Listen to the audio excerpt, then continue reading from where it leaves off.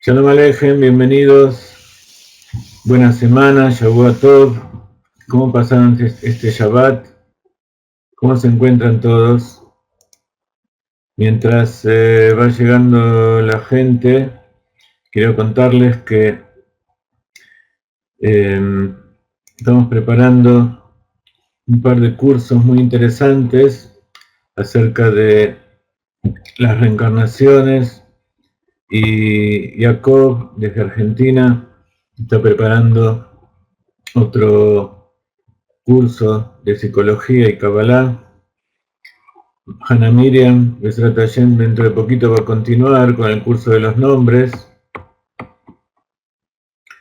Así que tenemos bastante actividad, aparte de todos los libros y todas las cosas que estamos haciendo con ayuda de todos los colaboradores de Galei Nai, Besrat Hashem, que pues, todo eso se concrete muy pronto. Ya está a su disposición varios cuadernillos de las enseñanzas del Arizal, de las clases que dimos en los cursos de Hasdei David, donde enseñamos los conceptos básicos y desarrollamos toda la Kabbalah del Arizal. Son muy importantes esos cuadernillos porque va a servir para entender muchos de los temas de la reencarnación. Comenzamos esta semana la Perashá Vayakhel. Siempre el Shabbat a la tarde se leen las primeras porciones, la primera aliyá, así como el día el día lunes y el día jueves de cada semana. También se lee en la Torá la primera perashá dividida en 3 partes, donde suben 3 personas.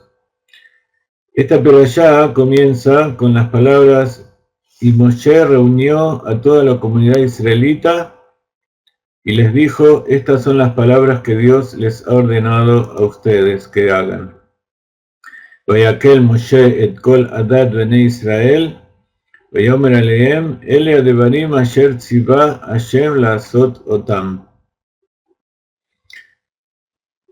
Entonces explica Rashi, Vayakhel significa y congregó, Keilah, ustedes conocen la palabra Keilah, significa congregación, comunidad. Viene de la palabra justamente Vayakel, y seguramente ustedes conocen. Entonces, esta perashá se llama Vayakel.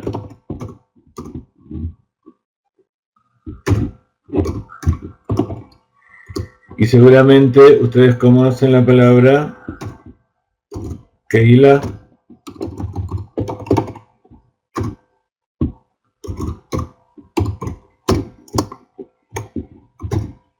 Keilah, que quiere decir congregación o comunidad.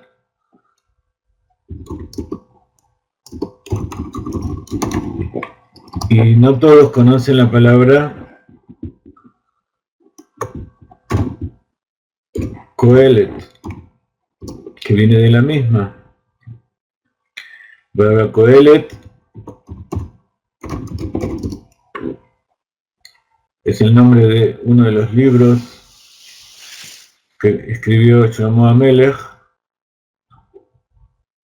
y que es traducido generalmente como Eclesiastes, porque eclesia en griego significa comunidad, congregar.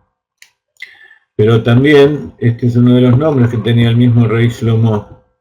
¿Por qué al rey Shlomo se lo llama Kohelet? Incluso él mismo a sí mismo se llama Kohelet, porque el rey todos los años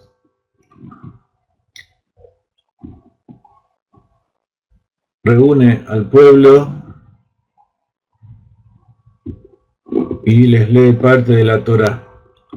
Saca el rollo de Torá que él mismo escribió y le enseña Torá a toda la comunidad, tanto los hombres como las mujeres, los niños. Y entonces algunos preguntan de qué sirve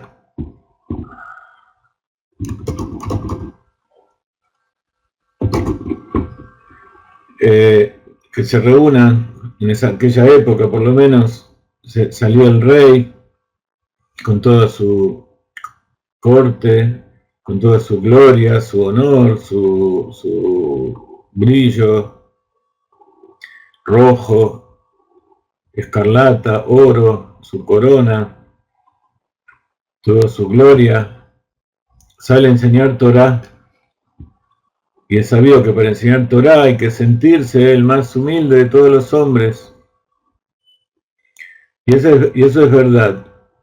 El rey es el servidor máximo, el líder de la comunidad es el servidor máximo de toda la gente. Por eso en Kabbalah la Sefirá de Malhut es la última. La Sefirá de Malhut es la que está asociada con ese sentimiento, ese atributo del alma que es llamado Shiflut. Shiflut significa estar bajo. En el hebreo moderno tiene una connotación negativa, pero en el idioma de la Torah, Shiflut es sentirse a sí mismo como el más bajo de todas las personas. Sentir que todos están por encima mío, y eso, a diferencia de algunas teorías psicológicas, o a diferencia de lo que sucede en las comunidades, en la sociedad fuera de pensamiento de la Torá, que ese sentimiento hace que la persona se sienta mal y se siente inferior, y eso trae consecuencias psicológicas y a veces hasta delictivas. Sin embargo, el shiflut verdadero es sentir que yo soy una pequeña partícula en el universo que creó Dios. Entonces, cuando yo pongo a Dios allí arriba y que me mandó a mí al lugar más bajo para que desde aquí yo refleje su gloria, entonces ese es el sentimiento del rey, ese es el verdadero sentimiento del líder, y es el que tenemos que tener todos en realidad, de que a pesar de que todos los que están alrededor nuestro no me deben nada, y que yo soy el que tengo que darles, y que si yo estuviera en lugar de ellos, quizás aquellos que yo podría ver como inferiores a mí o como personas que no saben tanto o que hacen cosas que no corresponden, si yo pienso que hubiera hecho yo en su lugar, quizás no hubiera pasado esa prueba o le hubiera pasado peor de la que las pasaron otros. Entonces, el rey es esa persona que tiene ese sentimiento interior. Entonces, ¿por qué tiene que estar rodeado de toda esa gloria, de todo ese lujo? Porque justamente él es intermediario entre Dios y la creación.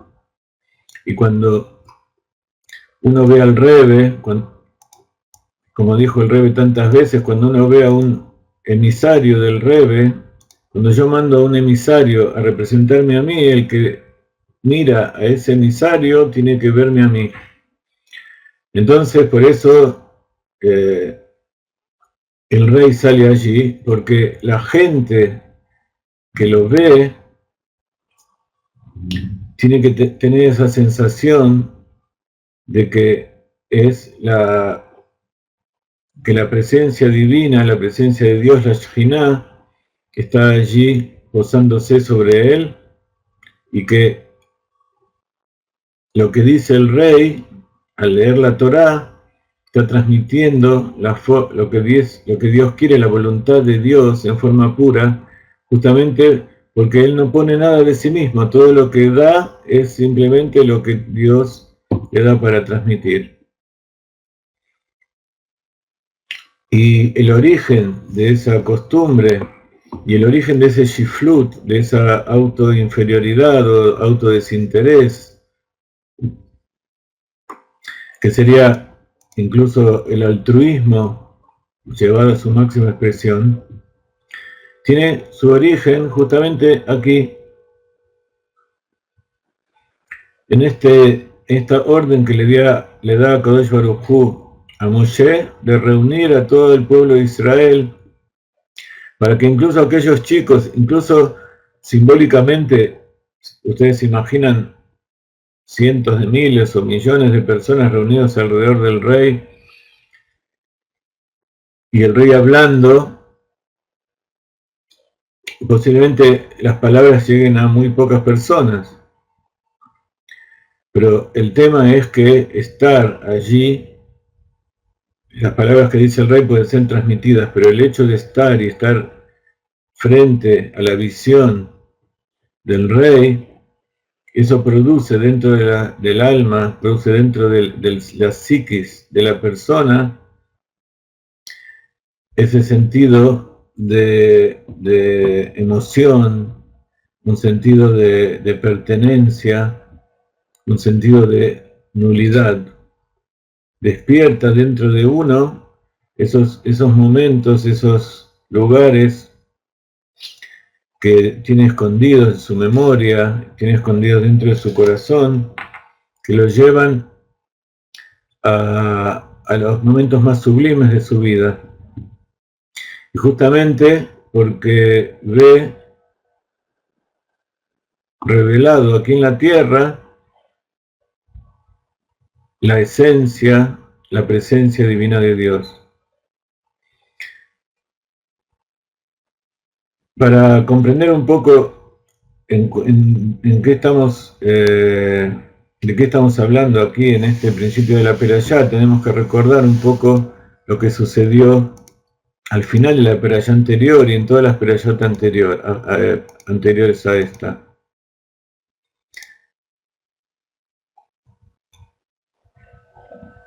La Perashá anterior se llama Perashá Ki Tisa. En la Perashá Ki Tisa cuenta cómo Kadosh Baruj Hu le ordena a Moshe contar al pueblo de Israel, porque murió mucha gente a causa del pecado del becerro de oro. Moshe subió al monte Sinaí después de recibir la Torá, estuvo 40 días y el último día, los últimos momentos, el pueblo empezó a dudar si iba a volver y ellos no querían estar sin un líder. Entonces,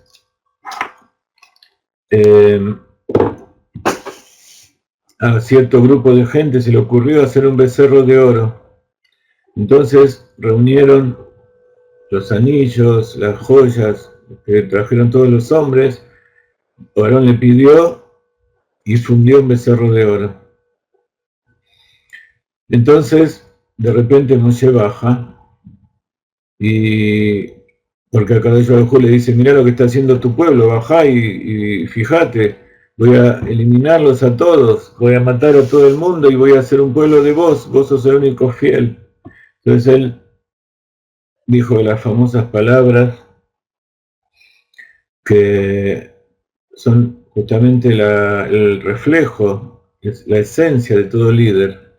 Dice, si vos vas a eliminar a este pueblo, borrame de tu libro, de ese libro que vos escribiste. Eso estudiamos un poco la peralla anterior, pero gracias a eso, Akadosh Baruj Hu pudo revelar su verdadera esencia. Moshe reveló a través de esa acción cuál era la verdadera voluntad de Dios, cuál era el verdadero motivo por el cual creó el mundo, para que exista el pueblo de Israel que revele toda su gloria.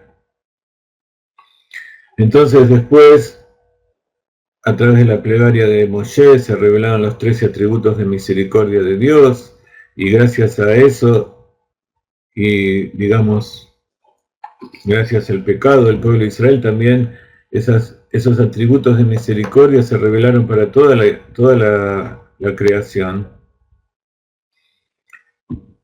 Y entonces continuó la tarea de Moshe. Y entonces en la última aliyá, en la séptima parte de la perashá anterior, la voy a leer el texto, es cortito, para que comprendan un poco la importancia de la Torá y nos ubiquemos en la perashá Vayakhel, el principio de la perashá Vayakhel.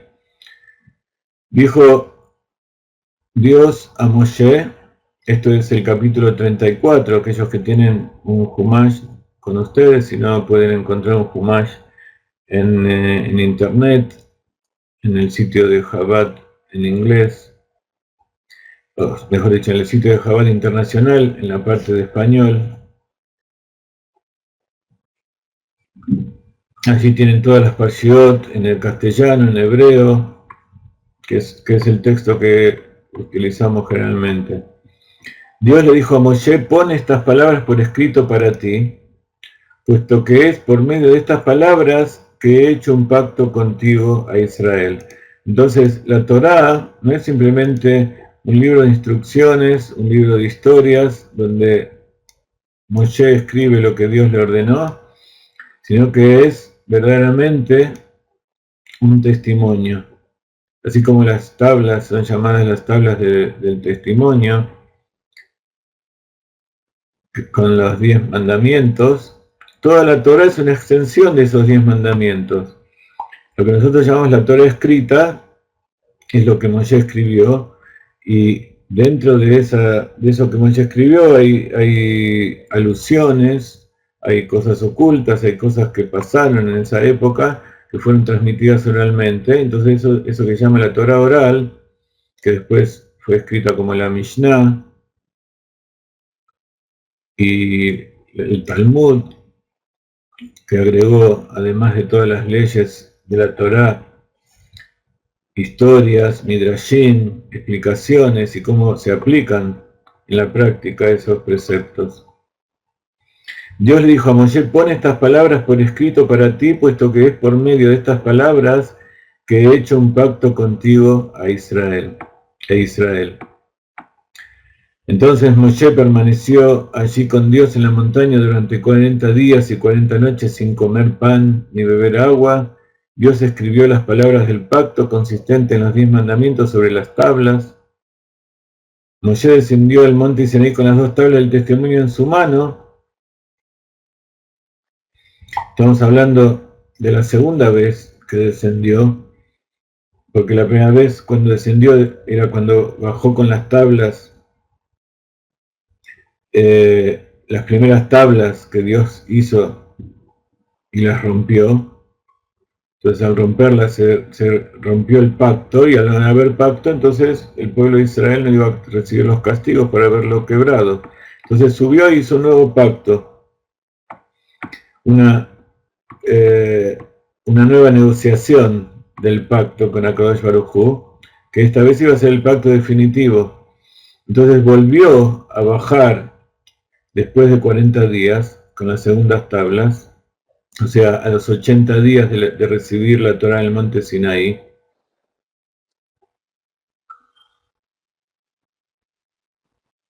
Entonces, la primera vez que bajó fue el 17 de Tammuz. Acuérdense que la Torá fue recibida el 6 de Sivan. Luego de 40 días es el 17 de Tammuz. Y después del 17 de Tammuz pasaron otros 40 días y llegamos al primero de Elul.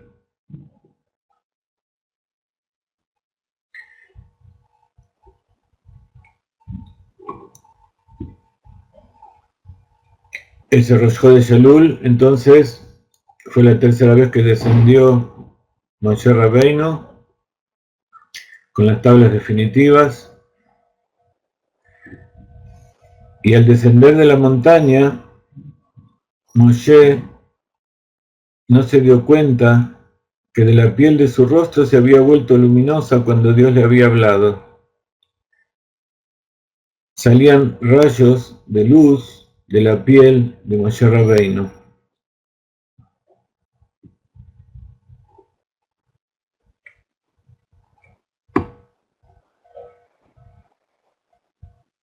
Dice Rashi, ¿de dónde Moshe Rabbeinu pudo lograr que salgan rayos o cuernos de luz de su piel? Dijeron,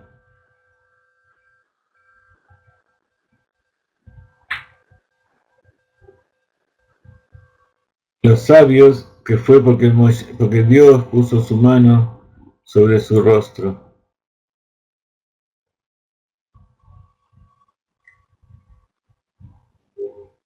Puso su mano de Gesed, y la mano de Dios es toda la mano simboliza una extensión de Dios para dar, y toda extensión de Dios es luz.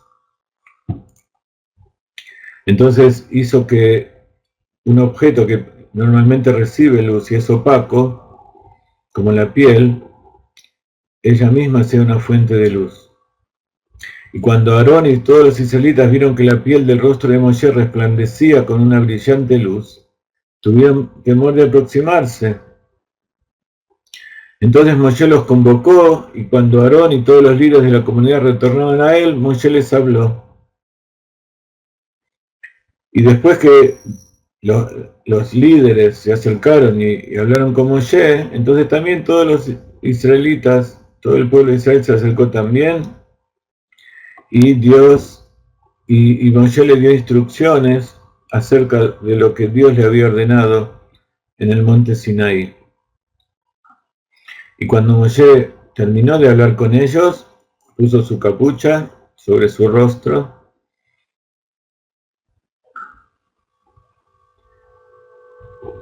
y siempre que Moshe venía delante de Dios para hablar con él, se quitaba la capucha, y cuando se iba a ir se volvía a poner. Y entonces volvía y le decía al pueblo de Israel qué es lo que Dios le había ordenado.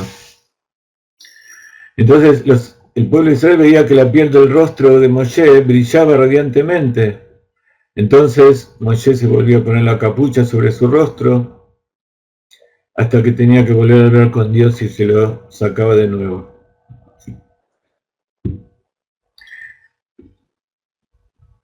Esa revelación de la luz del rostro de Moshe era parte de la revelación de la luz infinita. Entonces eso era una revelación tan enorme que impedía que el pueblo de Israel reciba las palabras que Moshe le estaba diciendo, porque se ponían por encima de toda revelación consciente. Entonces por eso Moshe se tenía que tapar el rostro para que esos rayos de luz no cieguen a la comunidad de Israel. Entonces Moshe reunió a toda la comunidad de Israel y les dijo, así comienza la perashá de la semana, estas son las palabras que Dios ha ordenado que ustedes hagan. Entonces,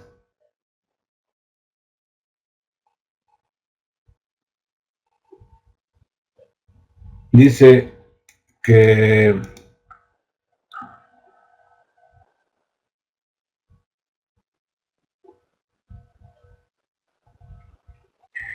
entonces hagamos la cuenta.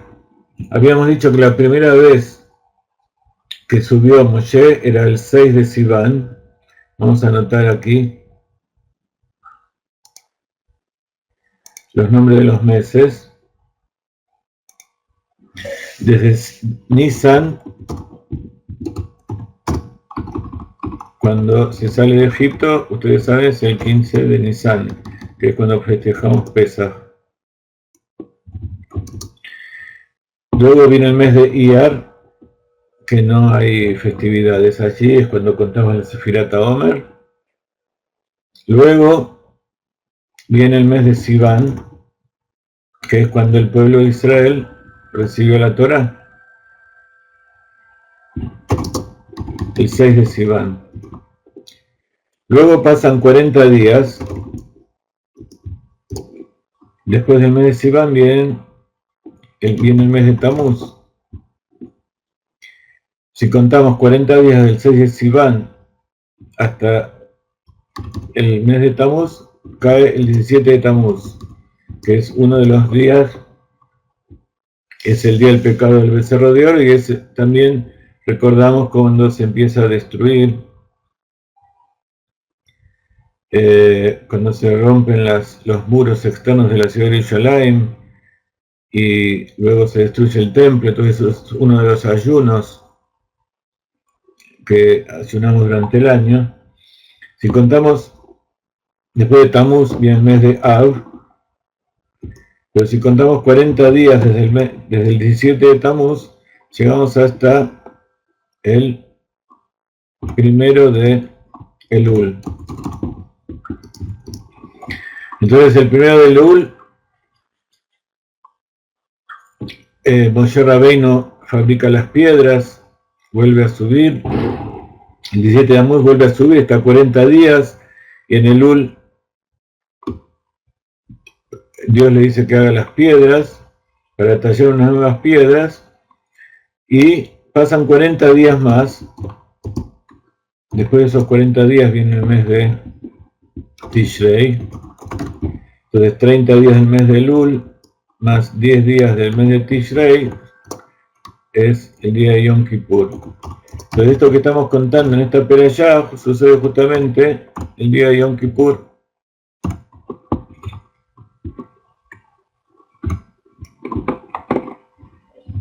¿Ok?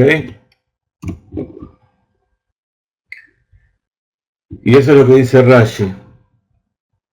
Cuando el día de Yom Kippur entonces representa el día que el pueblo de Israel recibe las segundas tablas de la ley, que fueron hechas por Moshe, fueron talladas por Moshe, pero la escritura fue hecha por Dios.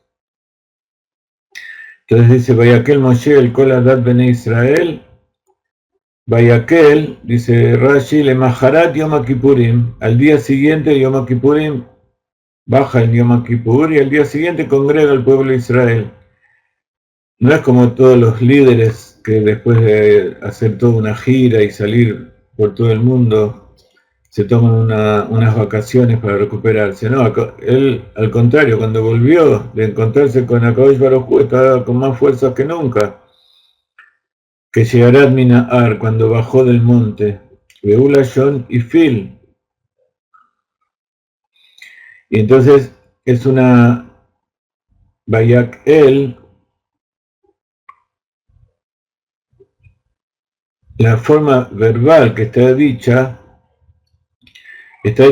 dicha en una forma de una acción, y fil significa la estructura verbal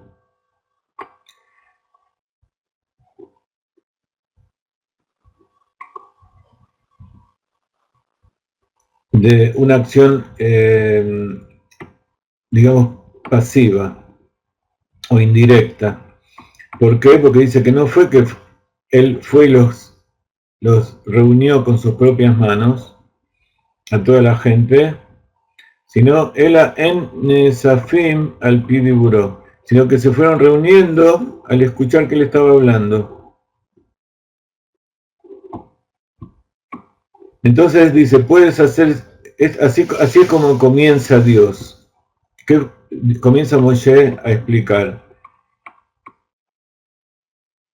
Ustedes saben que los mandamientos comienzan, el primer mandamiento es Anoji Hashem Elokeja, yo soy Dios tu Dios, que te saqué de la tierra de Egipto, etcétera, etcétera. El segundo dice, Lo Yeleja Elohim Ajerim al Panay, no vas a tener dioses ajenos frente a mí. Pero él no comienza con esos dos,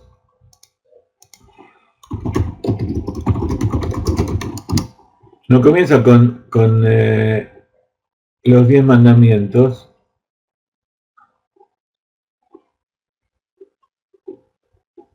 de uno positivo que afirma que quién es Dios, y el otro que dice que no vas a adorar a otros, no vas a blasfemar tomando el nombre de Akadosh Baruj Hu en vano, etcétera, etcétera.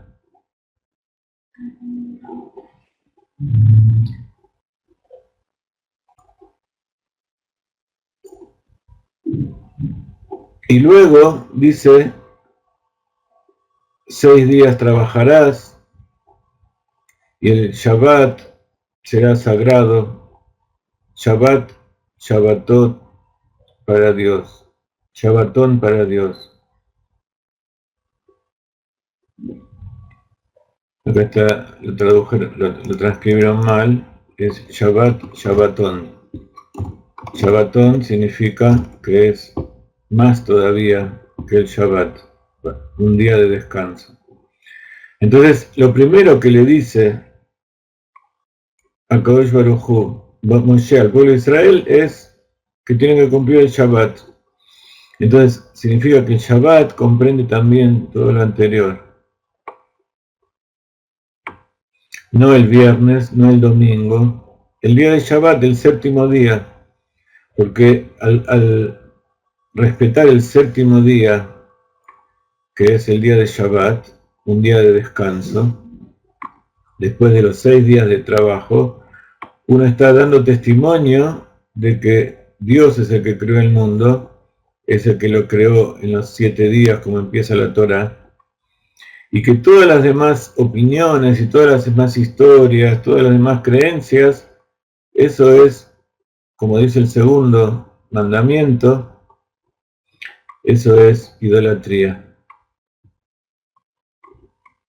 No habrá otros dioses frente a mí, y como dice el tercer mandamiento, todo eso es blasfemia. O sea, no es simplemente que estás haciendo una acción incorrecta, sino que estás dañando el objetivo por el cual Dios creó. Y dentro de Shabbat hay distintos asuntos. Ustedes se acuerdan que habíamos estudiado en la parashá Trumá, cuando Akadosh Baruj Hu le dice a Moshe todos los adminículos, todas las cosas que tienen que traer y cómo se construye el tabernáculo del desierto, que a continuación, cuando termina todo eso, habla la orden de cumplir el Shabbat. Por supuesto, todo eso fue posterior a esto que estamos hablando ahora, por eso no hay antes y después en la Torá.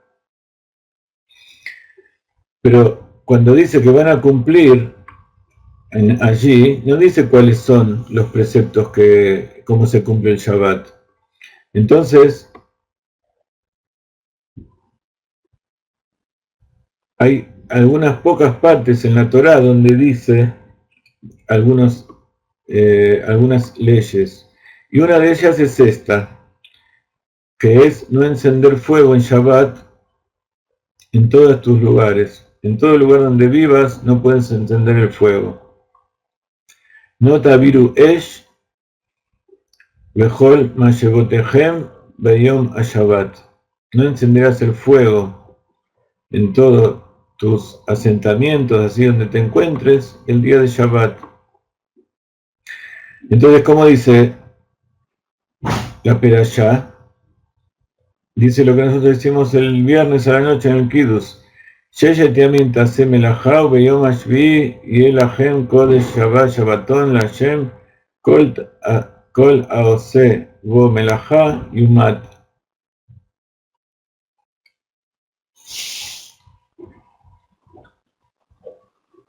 Entonces, todo aquel que hace trabajo en ese día será condenado a muerte. Por supuesto, esto está referido al pueblo de Israel. Todas las demás personas no tienen nada que ver. Entonces, sí, se refiere a las 39 melajot, a los 39 trabajos, y nosotros sabemos que son los 39 porque son los 39 que tienen que ver con los trabajos que hacen para hacer el tabernáculo. Entonces, eso está en la Perashá Trumá. Pero aquí explica algo especial, aquello que no hay que hacer, que es encender fuego allí donde se encuentre.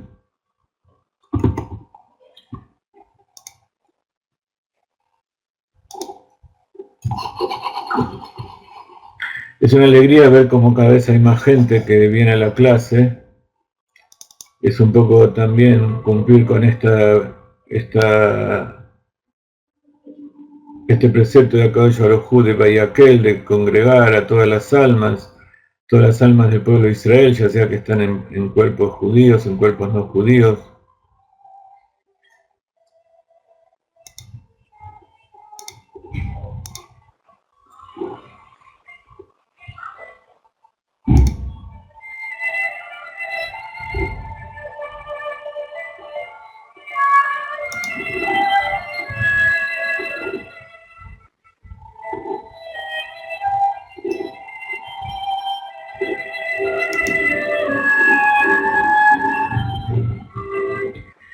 Y el tema este de no prender fuego en el día de Shabbat se refiere literalmente a encender, crear un fuego nuevo.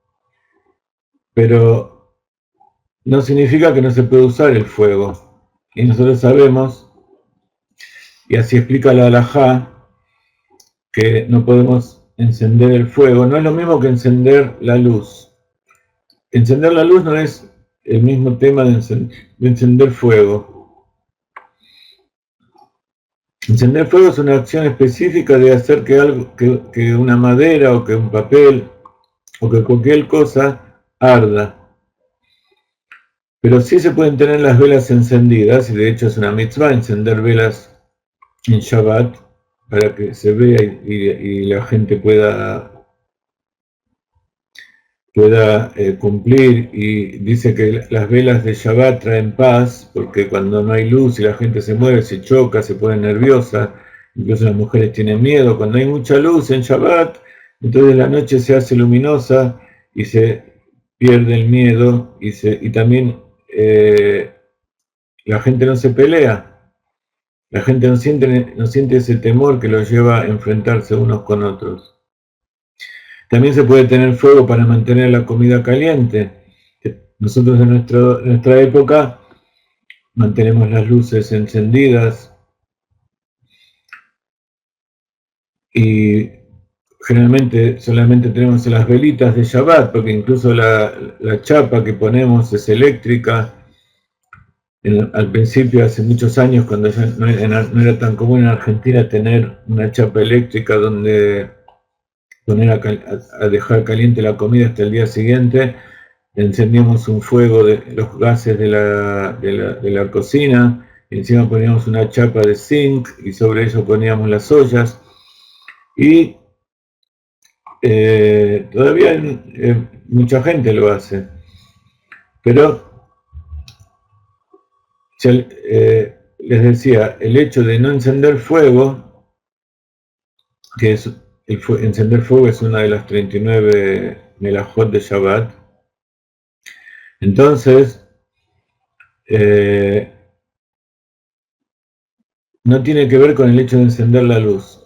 En aquella época la luz era con velas, así que era lo mismo. En nuestra época nosotros no encendemos fuego para iluminar, encendemos lámparas eléctricas. Entonces, había una época que las lámparas eléctricas, incluso cuando uno movía la perilla de electricidad, también salía una chispa. Entonces eso podría también tener un asunto que ver con el fuego. Pero hoy en día ya todo esto no tiene que ver con el fuego, sino que tiene que ver con cerrar un circuito. En Shabbat no se puede completar los trabajos, no se puede terminar algo que lo hicimos durante la semana, incluso si tú es hacer un trabajo.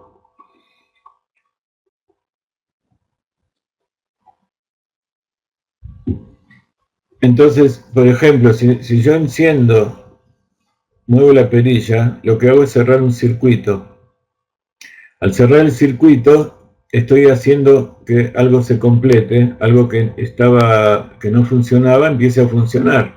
Lo mismo sucede cuando enciendo el aire acondicionado o cuando abro la puerta de la heladera y hay una luz encendida, o cuando abro la heladera, por ejemplo, y lo abro tanto tiempo que el frío se va, y entonces el motor empieza a andar para recuperar el frío. Entonces ese hecho de yo abrir la puerta de la heladera y hacer que empiece a andar el motor, también es como si estuviera cerrando un circuito y está prohibido.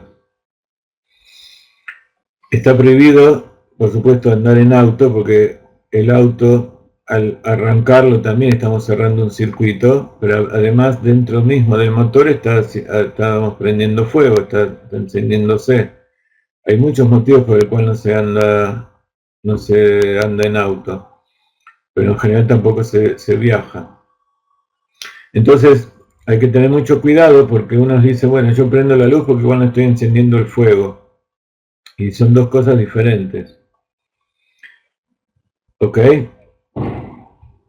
Cuando, como dice Gabriela, podemos dejar un timer, o sea, un reloj programado que encienda o apague cualquier circuito, porque yo eso lo estoy haciendo desde antes y el aparato que yo estoy poniendo está funcionando en forma automática por sí solo. Entonces yo, con mis propias manos, no estoy haciendo eso. Por supuesto, hay muchas leyes. Alfonso pregunta acerca de las neuronas. También podríamos hablar de la boca, si puedo abrir y cerrar la boca, si puedo hacer un esfuerzo, si hablar es un trabajo, si cortar comida para preparar la mesa de Shabbat es un trabajo. Dentro de las 39 melajot prohibidas,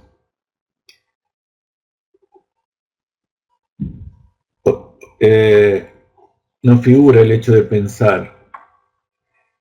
Las neuronas dentro del cuerpo son uno de los sistemas que tenemos y ellas funcionan automáticamente. También hay otros sistemas que funcionan en el cuerpo, el corazón que se abre y se cierra, también estamos quemando grasas, estamos quemando hidratos de carbono, todas esas cosas no es algo específico para construir el tabernáculo, sino es algo que funciona constantemente y que si no, no podríamos vivir. Entonces, Es una muy buena pregunta, y es una pregunta de la yeshiva. Cuando uno está en la yeshiva estudiando, también tiene que hacer ese tipo de preguntas. ¿Ok? Entonces, no es lo mismo construir un edificio o construir un recipiente que construir un pensamiento. Al contrario, el Shabbat es el momento en que uno tiene más inspiración, se eleva, y HaKadosh Baruj Hu nos hace funcionar esos circuitos mentales mucho más que durante la semana. También cuando entra el alma divina al cuerpo, eso está completando a la persona, está perfeccionándola. Entonces, evidentemente no es un trabajo, porque no tiene que ver con el tabernáculo. ¿Ok? Tampoco caminar. Caminar, por ejemplo, un cartero, ¿cuál es el trabajo del cartero? Es caminar. Entonces, ¿tendríamos prohibido caminar? No, porque caminar no es una tarea específica para construir el tabernáculo, sino que es una tarea que utilizamos para todo tipo de cosas.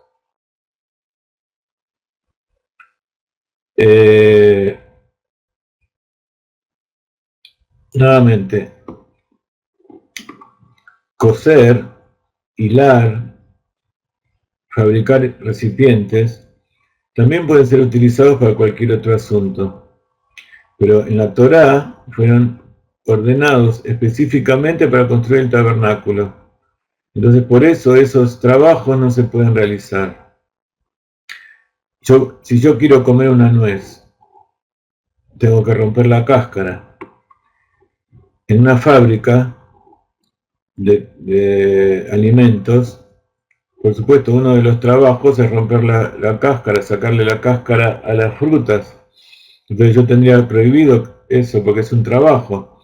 Entonces, trabajo prohibido en Shabbat es el trabajo definido por la Torá como trabajo prohibido.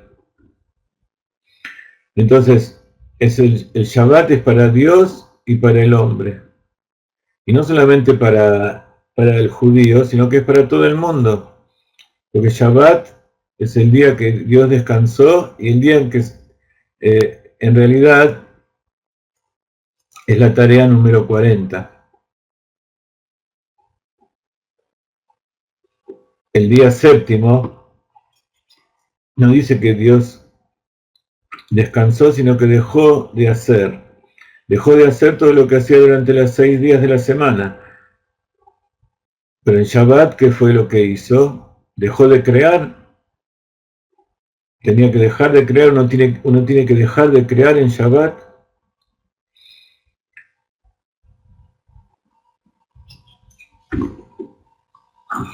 Entonces,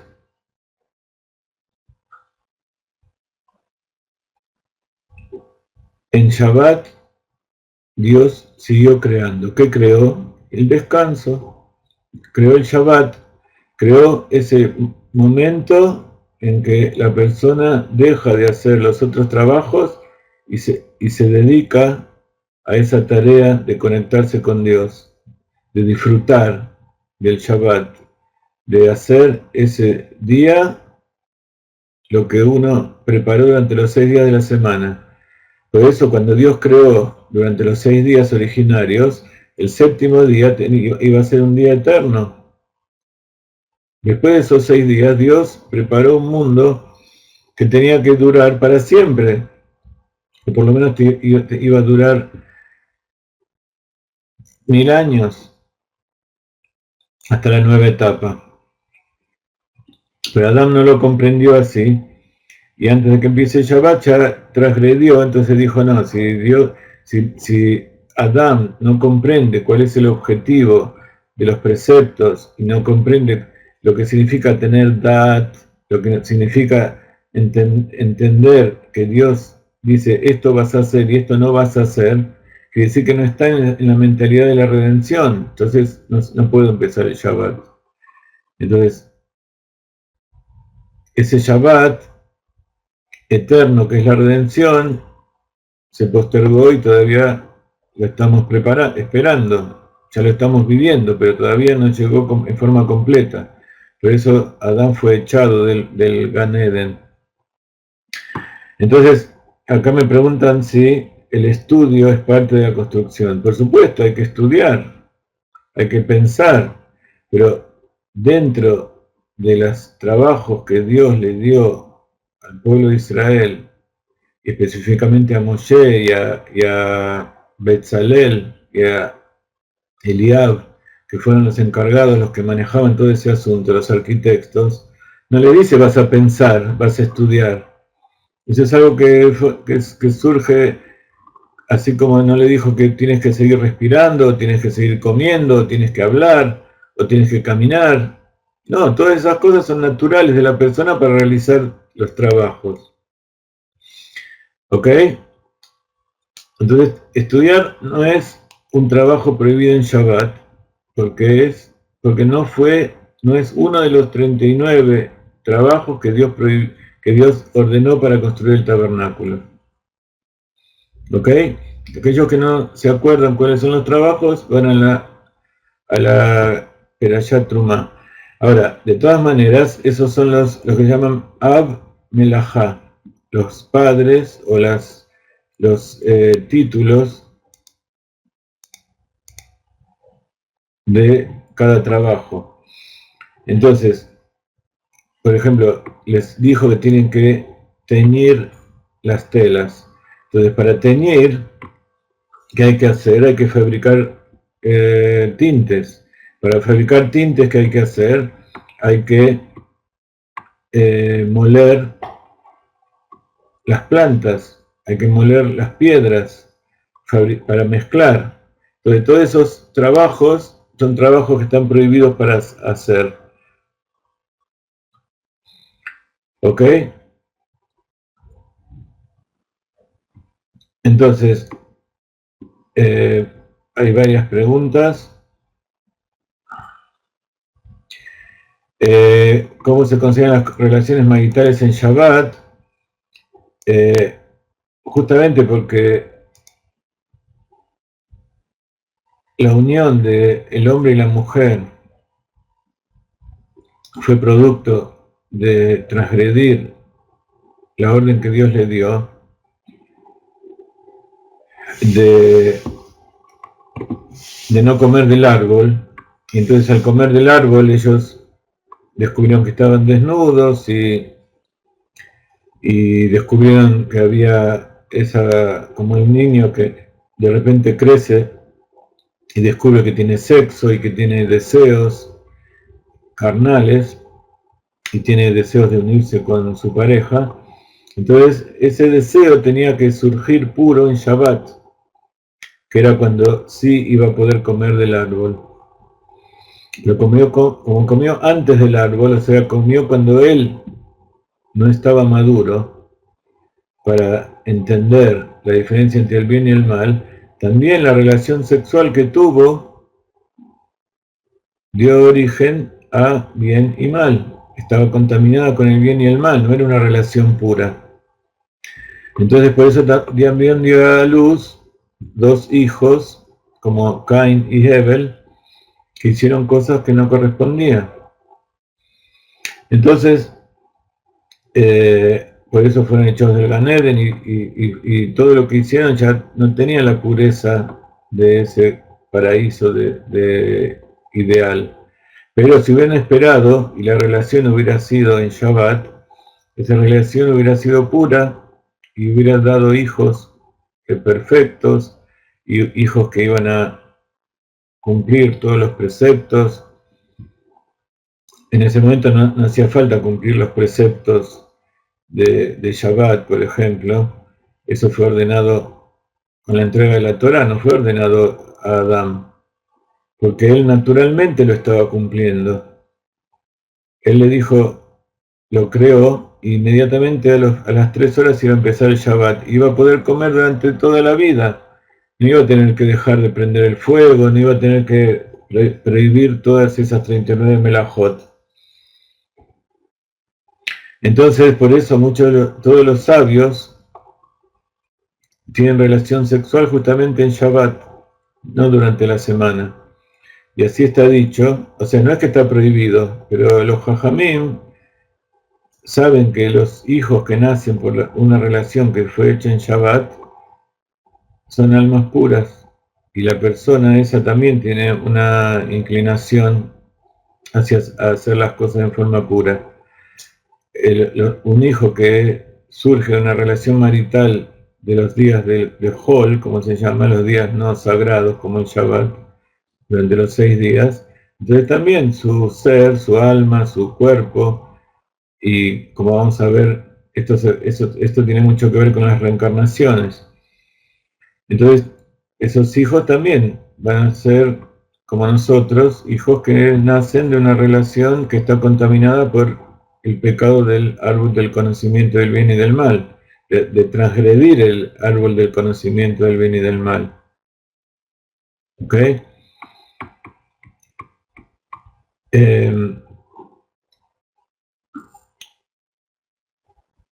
Con respecto al no judío, y el cumplimiento de las leyes de Shabbat,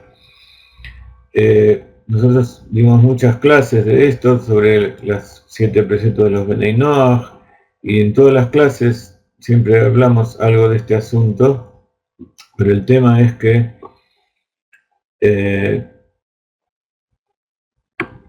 los no judíos pueden cumplir, pueden hacer algunas de las cosas que el judío fue ordenado, pero no en forma 100%, y tienen que saber que lo que está haciendo es por su propia voluntad y no porque Dios se lo ordenó.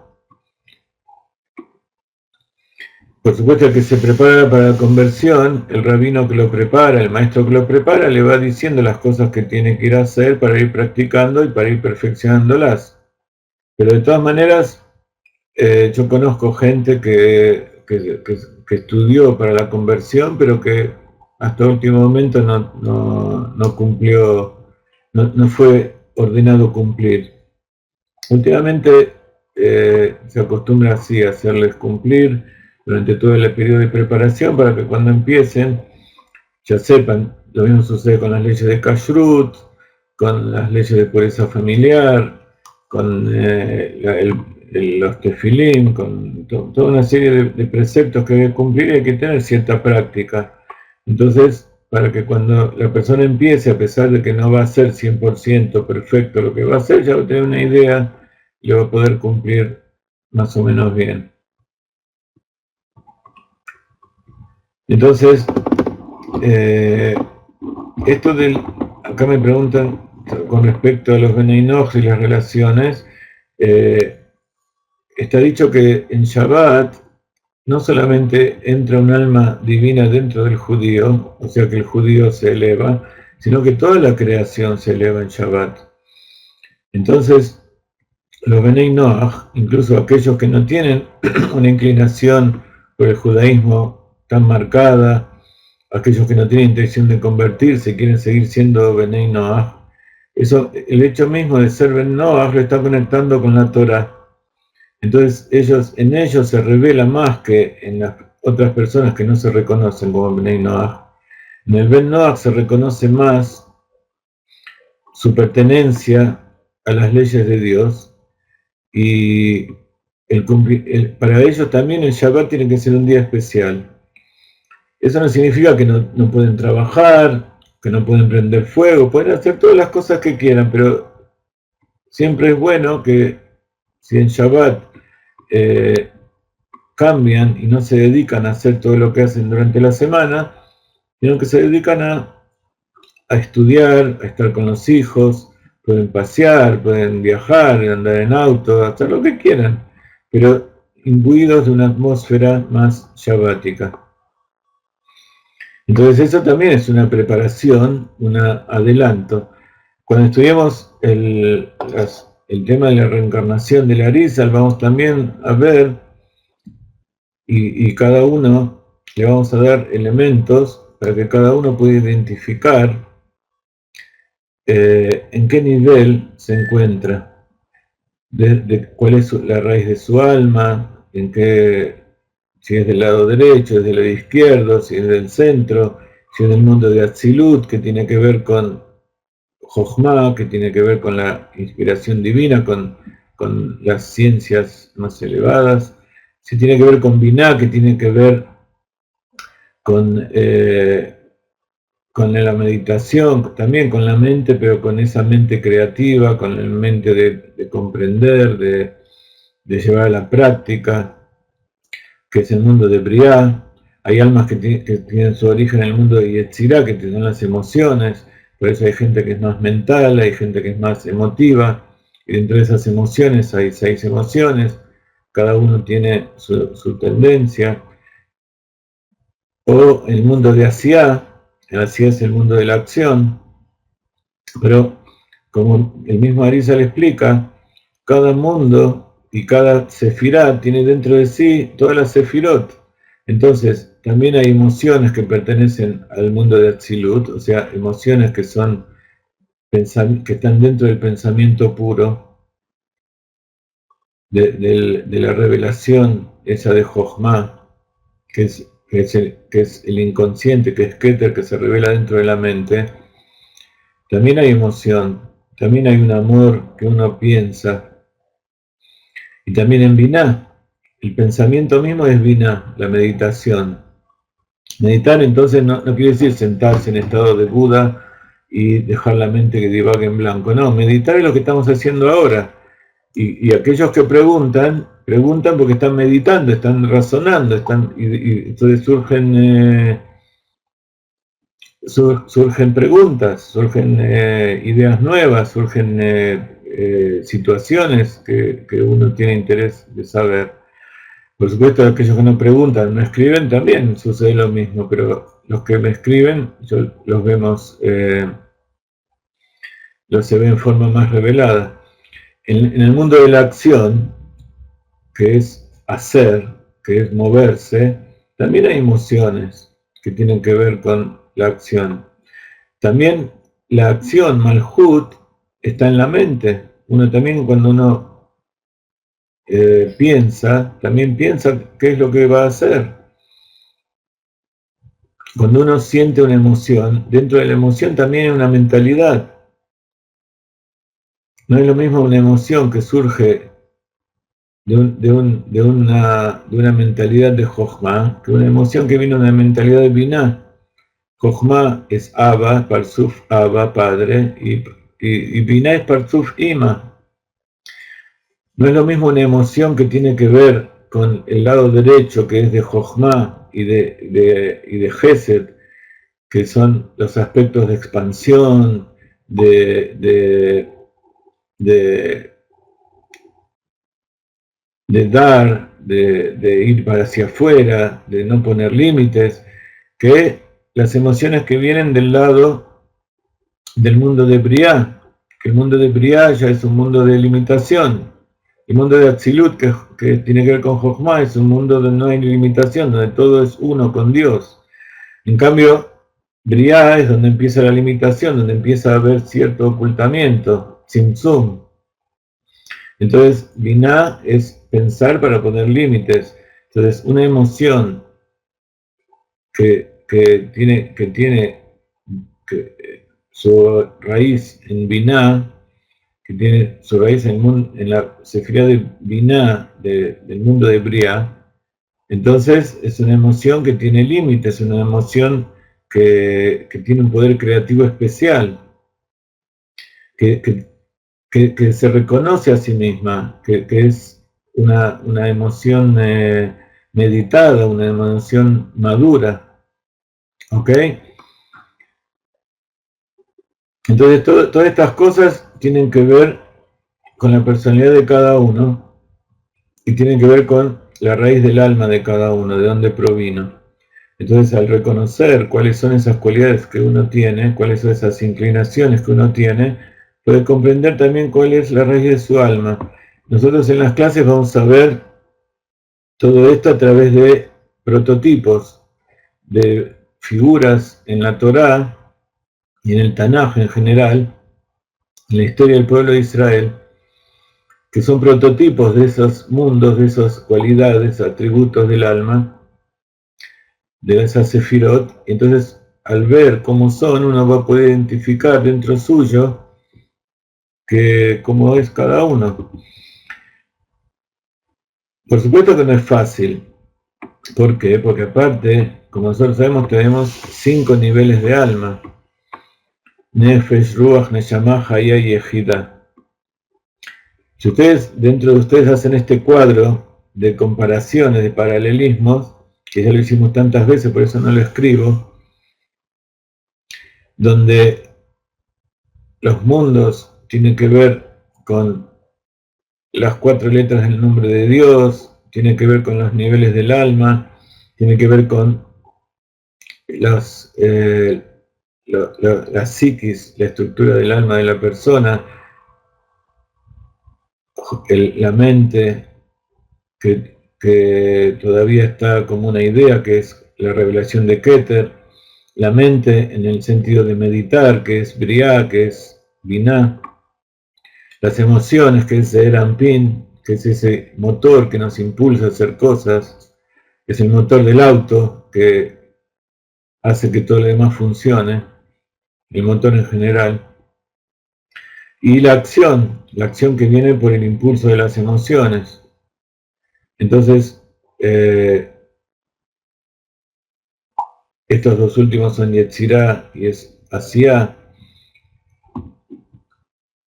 Entonces, como tenemos 5 niveles, y Ejidá es el Keter, es lo que está por encima del mundo de Atzilut, y que eso es inamovible. No venimos a refinar ese nivel de alma que se llama Yejidá, porque no necesita ser revelado, es uno con Dios.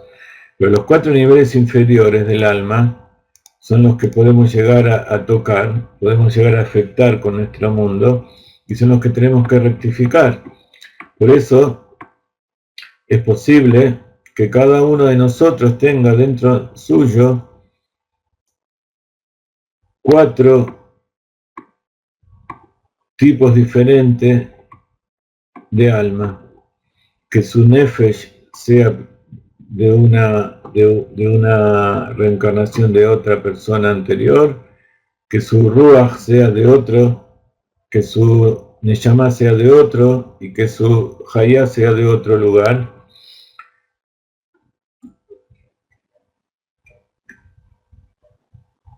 O sea que viene una raíz diferente dentro de este desencadenamiento de los mundos que acabamos de decir, que pueda venir de Jochma de Atzilut, que por supuesto esos son los grandes tzadikim, ese es Moshe Rabbeinu. Entonces, puede llegar a ser, y eso es lo más probable, que cada uno tenga dentro suyo distintas combinaciones de personalidades, pero lo que nos ayuda y que nos tranquiliza es que todos vienen de la misma raíz del alma. Y cuando nos reunimos con otras personas, también las personas con las cuales nos reunimos y nos acercamos, nosotros pensamos que nos acercamos a las personas por propia voluntad, pero todo eso está manejado por el tipo de rectificación que tenemos que realizar. Estoy hablando en palabras muy groseras y muy general. Esto es un estudio que va a llevar mucho tiempo, pero se los estoy diciendo para que vayan viendo se vayan interesando y vayan viendo qué lindo que es todo este asunto. Bueno, entonces el Arizal nos tranquiliza y nos dice que dentro de cada uno de nosotros puede haber 4 y siempre hay un tzadik. Siempre hay un nivel del alma que pertenece a un tzadik, que es el que dirige la rectificación de la persona. Y hay otros 3 niveles que no son de tzadik. Pero hay distintas combinaciones, distintas posibilidades, que eso lo vamos a ver en las clases. Vamos a ver lo que es el secreto del Ibur, lo que es el secreto de la reencarnación, lo que acabo de decir puede ser tanto que sea por Ibur o que sea por reencarnación, ya lo vamos a ver más adelante, ¿no? Simplemente los estoy entusiasmando un poquito, no quiero entrar en detalles. Y lo que vamos a explicar es que las reencarnaciones no son simplemente almas que de un cuerpo que se muere cuando termina o cuando ya no puede seguir y después vuelve, sino que la reencarnación también puede ser dentro de la misma vida.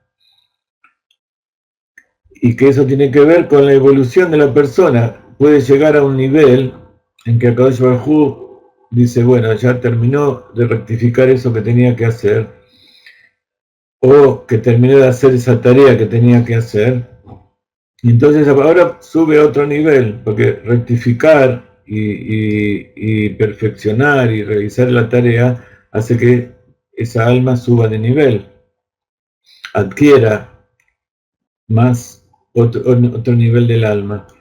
Entonces puede ser que esa reencarnación sea dentro del mismo cuerpo. Entonces se agregan otros niveles del alma, etcétera, etcétera. Así que estamos preparando junto con varios de nuestros colaboradores el material para estudiar esto, y por eso les decía que sería importante que compren los cuadernillos de Kabbalah de la Arizal que estamos vendiendo. También vamos a producir cuadernillos para estudiar acerca de la reencarnación. Pero justamente lo primero que habla el Arizal en su obra referida a los Gilgulim, que se llama Sharei Gilgulim, Shara Gilgulim. Entonces, ustedes saben que el Arizal en realidad no escribió casi nada. Todos los libros que se conocen fueron escritos por Rabbi Haim Vital.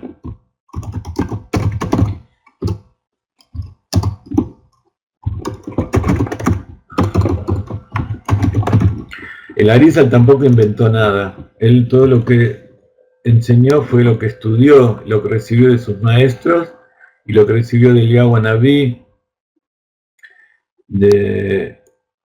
que vino a enseñarle. Entonces el Arizal, a través de Rabbi Haim Vital, escribió varias obras, como el Etz Haim, el árbol de la vida.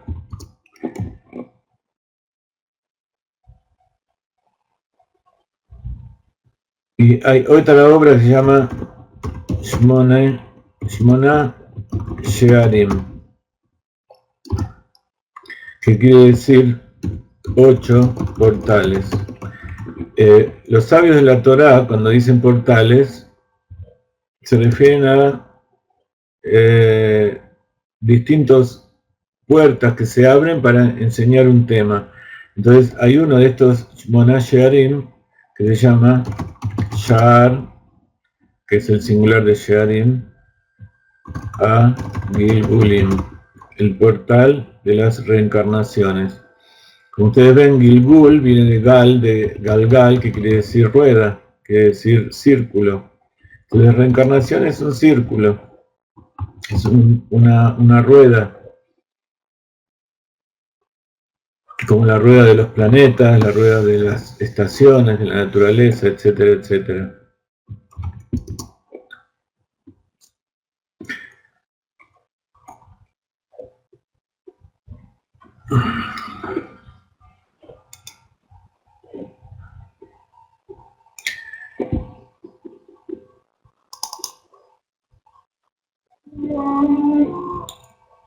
Cuando el Arizal le explicó, ya en libros mucho más grandes que estos, como el Etz Haim, y también Rabbi Haim Vital en sus libros, muchas cosas acerca de esto que yo les expliqué, de los mundos, de las almas, de los niveles del alma, en paralelo con los mundos, con el nombre de Dios. Pero el Shara Gilgulim dice, para que puedas empezar a entender de qué se trata, Primero vamos a hablar de los niveles del alma. Entonces, hace toda una introducción de esto que acabamos de hablar. Entonces, si ustedes pueden estudiar aquello ya y tener una idea más acabada de todo este asunto, van a tener mucho más provecho. Por supuesto, también vamos a hacer clases, vamos a hacer cursos de distinto nivel para gente que recién entra al tema, para personas que ya están más avanzadas, etcétera, etcétera. Entonces estamos planeando todo esto con Jenny, con Ángel, con Kenia, con el Rav Ginsburg, por supuesto, y con todos aquellos que están colaborando para preparar el material, con Ruth.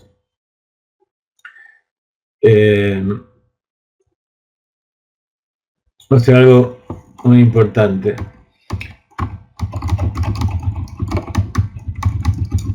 Y sobre todo para nuestra generación, que es la última del exilio y la primera de la redención. La redención es cuando ya se terminan todas las reencarnaciones. Entonces es muy importante saber en dónde uno está ubicado y saber de qué se trata todo esto. Bueno, nos vamos despidiendo y nos vamos preparando para la clase del Zohar que va a comenzar dentro de 2 horas y 40 minutos.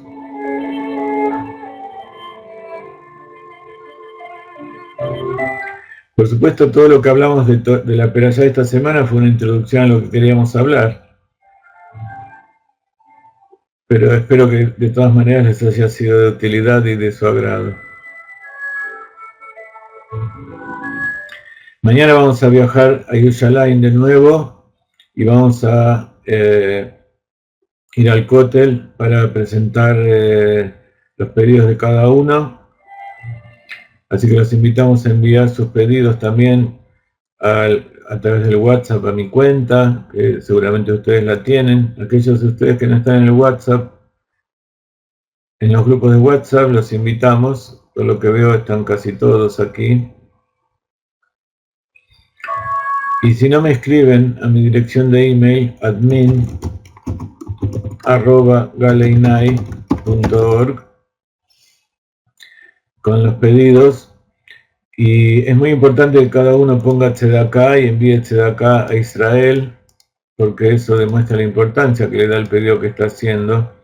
Y además nos ayudan a que podamos hacerlo, podamos viajar, y nos ayudan a que sigamos trabajando, que no nos tengamos que ocupar tanto del sustento y podamos dedicarnos al estudio y a la preparación del material y darles todo lo que nosotros queremos darle, como siempre, desde el fondo de nuestro corazón, porque todo lo que ustedes avancen, todo lo que ustedes se eleven, es también elevar a toda la creación, elevar al ser humano, elevar al pueblo de Israel, elevar a Kadosh Baruj Hu a ese lugar que es este lugar donde nosotros vivimos,